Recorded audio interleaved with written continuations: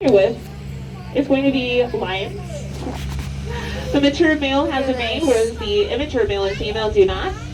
And lions are the only example of a sexually dimorphic feline. All the rest are going to be size dimorphic. Now, when those boys become mature, they're going to have a white saddle of fur at the base of their neck. And they're challenging predators to come and bite them right at the base of the neck because that is going to take them out. And whichever boy has the whitest saddle is going to be the most dominant male in the herd, because you will have multiple males in one herd. Now we also have our Cape Buffalo, and if you feel like your eyes were drawn to them, that's because of that black coloration. Black and white are the two most common colors that you'll find out in the wild. Whether an animal using color or the grayscale spectrum, we all can see black and white. Now the Cape Buffalo want to be seen because they are a territorial and protective species, so if you mess with one, you're going to deal with the entire herd, and that is because of a mobbing mentality. Gives them strength in number the same way that southern white rhino has safety and strength in number. We've got our 2 4-year-old southern white rhinos down on that left-hand side. Now the female southern white rhino are social, whereas the males are solitary. The boys will stay with mom for about 3 years and then go off and live a solitary life, only coming back to the female for the purpose of breeding. The southern white rhino female have safety and strength and number in their groups or their herd that is called a crash. Now we are the first facility to learn that the southern white rhino female need to have the companionship of multiple females to hormonally trigger each other into their estrous cycle. Now the reason why is because the southern white rhino want to get pregnant around the same time so that they're able to give birth around the same time. And then they're able to have safety and strength in number to care for their offspring. Now we didn't keep this information to ourselves, we spread this info to other facilities, and together we were able to increase the population of the southern white rhino from 200 individuals to over 1,000, or into the thousands.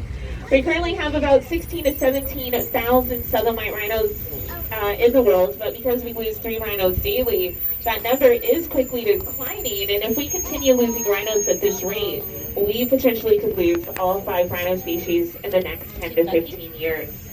So we got to get into action. We got to get a grip on poaching, which is also impacting vultures. Because vultures do a behavior that is called kettling. When they're flying in a circular formation, it is called kettling because a group of vultures in the sky is called a kettle of vultures, but when they're on the ground, they are called a committee.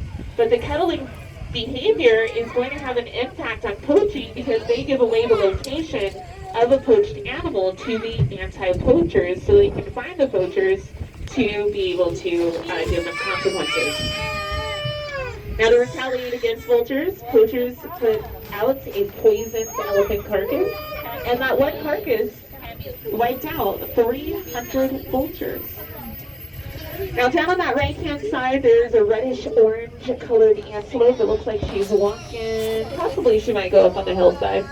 That little girl is called a Sitatanka, and she's got that orangey color with the white striping, which is going to help her blend in with the green marsh grasses. The white striping is going to mimic the way the light is shining through the grasses and help break up her body outline. Now she is a semi-aquatic antelope, and so her hooves look different from other species. Now the ones that we've been seeing on the left-hand side, they have one solid hoof, but her hoof is going to be split down the middle, shaped kind of like a banana, very sharp but widespread, and that's going to help her prevent from falling down into the mud.